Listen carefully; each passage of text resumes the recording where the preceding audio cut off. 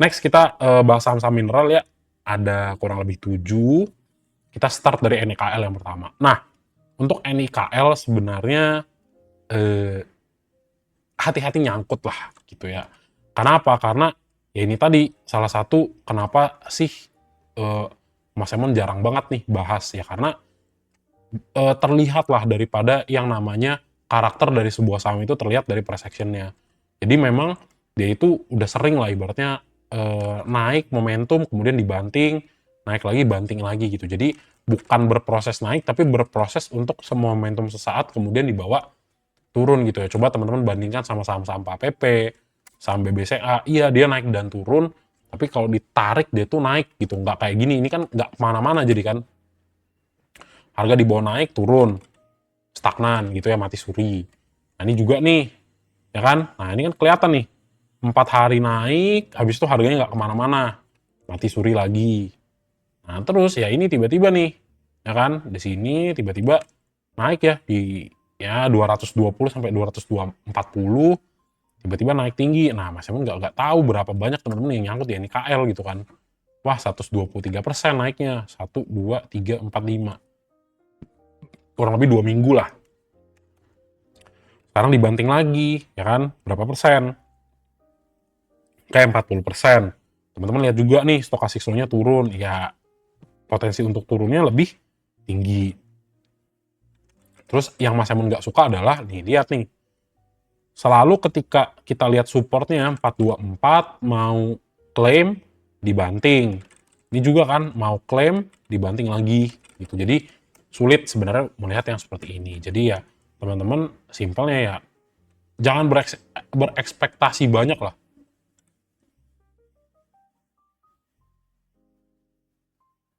Nah, jangan berekspektasi banyak kalau udah ngelihat yang sahamnya nggak bergerak dan sedikit banyak tidur gitu. Jadi ya untuk keamanan bersama lah gitu kan, lebih baik kita cari saham yang lain gitu. Kenapa ya? Karena ini ya sebenarnya bisa naik, ya bisa, bisa. Tapi ya kenapa nggak kita cari yang lebih enak gitu buat dilihat kan? Itu NIKL. Terus teman-teman juga nge-spot kan di sini kan ada gap nih, 1 dan 2. Jadi ya kalau misalnya teman-teman ngelihat nih, ya potensi untuk koreksi sebenarnya sampai ke 302 ya ini memungkinkan. Ya kenapa ya? Ini gapnya belum ketutup. Ya meskipun kalau misalnya nanti dari 332 technical bounce ya nggak ketutup kemungkinan sebelum dibawa turun lagi gitu ya. Dah, itu aja sih untuk NIKL gitu ya. Terus kemudian TINS ya, TINS. Nah, nah apa yang bisa teman-teman lihat dari TINS? Simple, lagi-lagi ya. Kalau misalnya Mas Emon ngelihatnya sendiri ya, pribadi ngelihat udah naik 100%, kurun waktunya juga udah pendek ya. Dari 19 September misalnya sampai per hari ini naiknya udah 180% ya.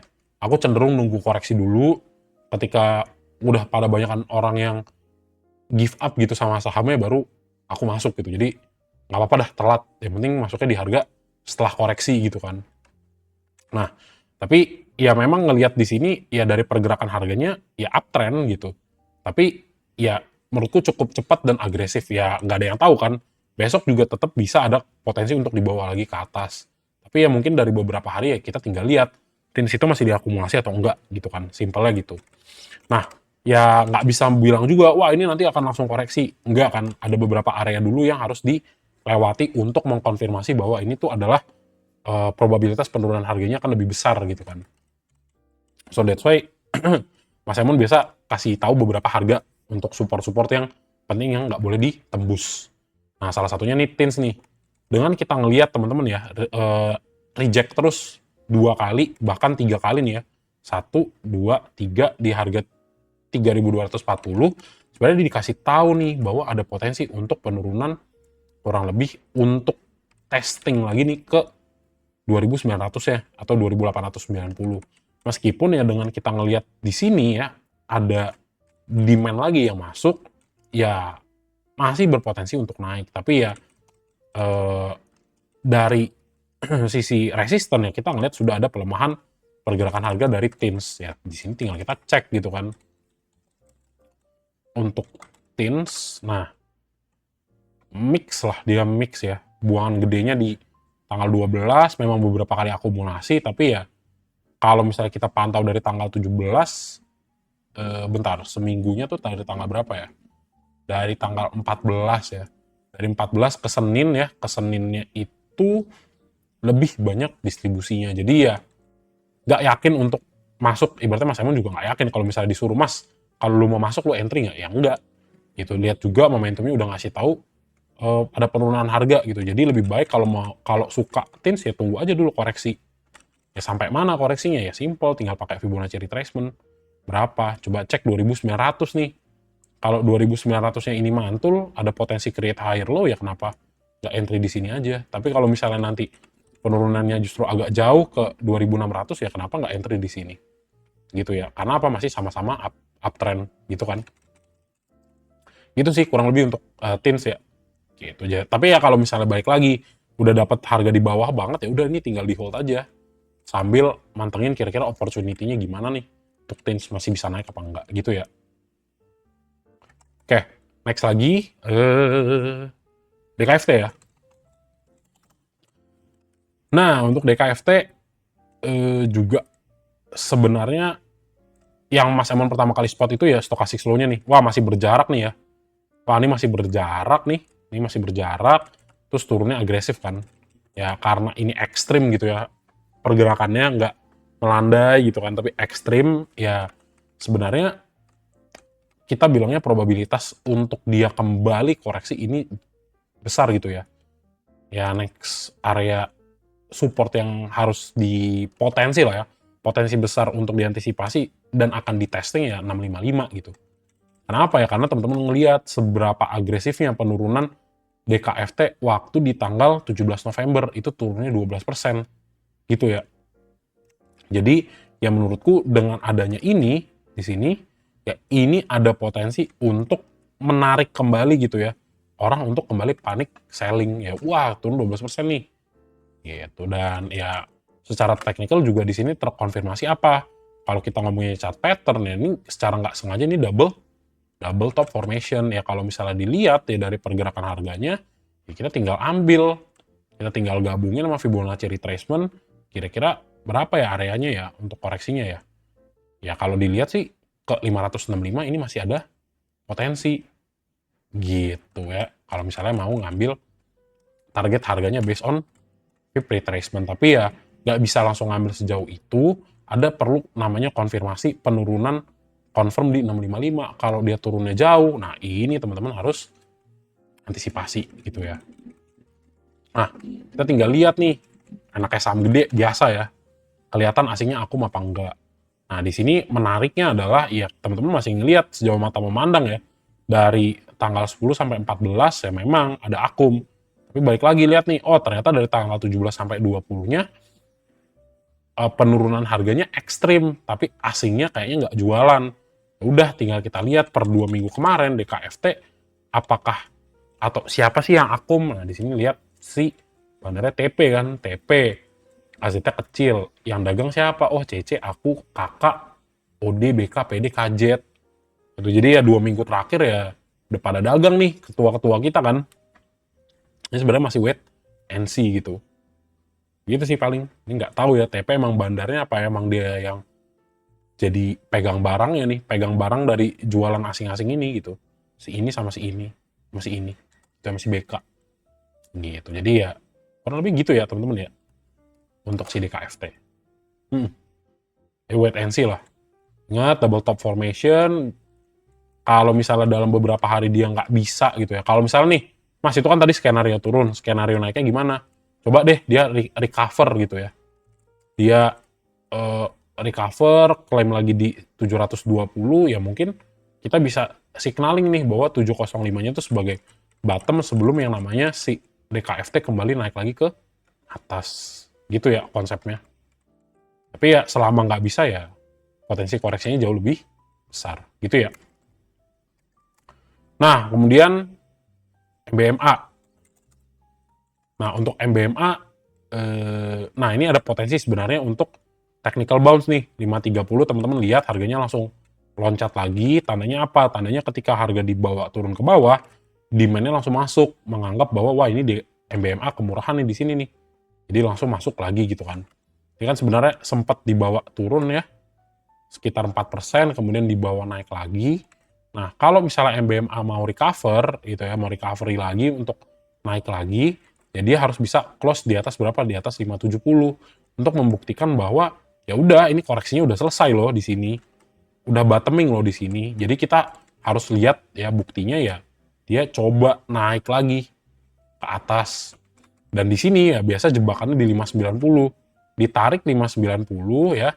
Biasanya kalau misalnya dia itu koreksi, teman-teman akan melihat yang namanya di sini cuma creating yang namanya lower high sebelum harganya ditarik lagi ke bawah. Nah, ini kita perlu konfirmasi pakai apa? Simpelnya pakai asingnya. Kalau asingnya benar-benar banyak di sini inflow, ya sebenarnya atau gini, atau waktu koreksi di sini ternyata asingnya masih akumulasi, berarti sebenarnya kita akan melihat yang namanya pembalikan arah dalam waktu yang relatif singkat, gitu ya. Nah, di sini ya kita tinggal lihat nih, yang namanya MBMA, MBMA. Nah, ya ternyata mix nih, ya kan? Mix dalam artian apa? Mix dalam artian, ya sejauh mata memandang memang harga koreksi terus, tapi ya beberapa kali asingnya masih masuk. Tapi ya kalau misalnya kita bandingkan dari tanggal 17 kemarin, ya ini impas lah ya, ini impas, ini, sama ini, ya masih akumulasi. Lihat nih, oh kalau misalnya per seminggu kemarin ya, tanggal 17, nah, MBMA, XL, YP, XC, CC, SQ. Nah, udah top retail semua. Harus hati-hati. Tanggal 2, nah yang jual siapa? Yang jual langsung kelihatan NI, BB, MG. Ada Kang Buyur, DX ya, sama si Aku. Ya, PD sometimes kita bisa lihat bandar lah dia ya. Nah, tapi menariknya tanggal 21 yang beli si BK ya. BK, tapi ada XL di atas. Jadi mungkin ya agak sayup-sayup lah dia ya. Agak sulit-sulit naik. Kenapa? Karena ya ini nih, BK belinya barengan sama XL, YP, dan XC gitu ya. Lebih banyak retail lah di sini. Buangannya PD, BB, KK gitu ya. Jadi apakah ada potensi naik? Ya tetap bisa. Kenapa? Ya mengingat ini besok pun bisa ketemu ya Golden Cross ya. Jadi sebenarnya untuk melihat si MBMA ini naik ya berpotensi nggak? Ya ini berpotensi gitu ya. Jadi melihat teman-teman lihat hammer, candle hammer, stochastic slow juga pada posisi terendah, ya sebenarnya ini probabilitas untuk dia technical rebound masih ada dan lumayan tinggi gitu ya. Meskipun itu tadi nggak ketutup kemungkinan dan harus teman-teman antisipasi juga kalau entry besok ya area support yang harus diperhatikan adalah 530 gitu ya. Oke, nextnya Inco ya. Nah untuk Inco, nah ini menarik nih. Jadi kalau besok, Mas mau beli saham apa? Nah tuh Inco tuh bagus banget. Ya dia udah bounce back ya. Dia sudah bounce back dari 3.840. Terus teman-teman lihat juga stochastic slow-nya oke banget. Golden Cross di area oversold paling bawahnya ya di 2. Nah ini potensi naik gak? Ini berpotensi naik gitu ya. Jadi Inco bounce back setelah koreksi 20% ya wajar lah gitu kan. Nah, jadi naiknya 3% ya sebenarnya ini masih bisa teman-teman lakukan nih. Ya, day trade ini masih bagus banget. Potensi kejar target berapa? 4.000, setelah 4.000-nya klaim ya 4.200. Kurang lebih begitu ya. Tinggal kita lihat nih, ada akum nggak dari Inco? Ups. Nah, Inco kan termasuk sepi ya. Nah, yang masuk cuma BK. Oke nih di follow, oke nggak? Oke. Masuknya juga lumayan gede nih ya. Nah, ini udah kembali naik. Jadi kalau misalnya mau day trade ya, 2 hari, 3 hari masuklah di Inco. Tuh, kurang baik apa lagi Mas Emon tuh. Gitu ya, jadi ini lumayan oke. Kenapa ya? Karena lihat nih, dia mantulnya bener-bener di mana? Di area Fibonacci 1,618 ya, di 3.840. So basically this is a technical rebound gitu ya teman-teman ya. Tapi yang nggak ketutup kemungkinan juga, kalaupun misalnya naik ya lumayan lah dimanfaatkan ya ke 4.000, ke 4.200 kan lumayan ya. Ya upside potensialnya dalam waktu terdekat ya 6% kan lumayan kan. Gitu. Kenapa ya? Karena belinya teman-teman bener-bener ngambil momentumnya di sini. Ini cakep banget, cakep. Terus Bandarmologi BK yang beli, terus Inco tiba-tiba asingnya masuk dan terkonfirmasi siapa? Oh, BK. Udah, mantap nggak? Mantap kan? Gitu, konfigurasinya jelas. Naik sehari, koreksi sebulan ya. That's why kalau misalnya nggak yakin, cut loss earlier gitu ya teman-teman ya. Itu NCK, itu Inco ya. Sekarang nextnya terakhir NCKL. Nah, NCKL juga sama nih. Nah, ini yang harus teman-teman pantau. Kenapa? Karena si bro ini sudah closing up dan area terendah daripada stochastic slow gitu ya. Wah, udah oversold banget nih mas. Berarti bisa beli dong. Iya, untuk manfaatkan momentum bisa. Tapi ya balik lagi, sebenarnya untuk menentukan dia itu bener-bener bottoming ya harus dari market structure-nya kan. Tinggal dilihat nih, biasa per MA-MA-an. Nah, ini ya. Ini kalau misalnya mau dibantu bottoming pakai MA, ini crossing antara MA5 dan MA100 ya, si kuning ya. Ini sebenarnya berpotensi untuk lanjutan turun sebetulnya. Karena kita ngelihat benar-benar di sini rejection terjadi nih. Ya, 1025 satu, MA100 reject di bawah, terus apa lagi nih? Dia di bawah MA5-nya juga gitu. Jadi multiple lah rejection-nya ya di sini ya, di MA-nya, di 1000-nya, kemudian di bawah MA5 gitu ya. Nah, itu udah telepon Pak PP ya. Gitu. Jadi tapi tetap bisa dimanfaatkan ini ya sebenarnya untuk naik ke atas, tapi teman-teman tetap lihat apanya, tetap lihat apakah ada asing yang masuk di NCKL atau enggak. Nah, selama belum ya ini dipantau, bisa aja ya asingnya masuk besok gitu. Kenapa? Ya karena teman-teman ngelihat di sini udah mulai ibaratnya candle-nya hammer ya yang terbentuk di sini, demand-nya udah mulai masuk. Nah, untuk stop loss ya kalau teman-teman mau coba paksa di NCKL karena si infonya udah bergerak ya coba pasang SL-nya di 930 kurang lebih gitu. Tapi kalau mau sih sebenarnya baiknya ya pasangnya ya di 950, 945 itu lumayan bijak lah. Tapi yang nggak ketutup kemungkinan ya besok naiknya tinggi nih. Nah ini biasa kalau kayak gini potensi Mas Jem besok rekom buat JJS ya. Gitu. Jadi sebelum Mas Jem rekom kita udah bisa lihat skenario-nya gitu kan. Tapi ya balik lagi kalau misalnya diomongin apakah ini downtrend, ini konfirmasi downtrend. Kenapa? Karena dia di bawah MA 100. Gitu. Jadi variatif lah ya teman-teman ya. Gitu. Nih, lihat nih. Ini kan mendekati ya. Mendekati area resistennya nih di sini. Kalau misalnya mau dibikin di sini juga ya oke-oke aja sih. Gitu. Oke? Ya kurang lebih gitulah untuk si NCKL. Jadi kurang lebih itu ya teman-teman ya dari kita bilangnya sektor mineral ya. Jadi kurang lebih 7 saham. Ya kayak gitu.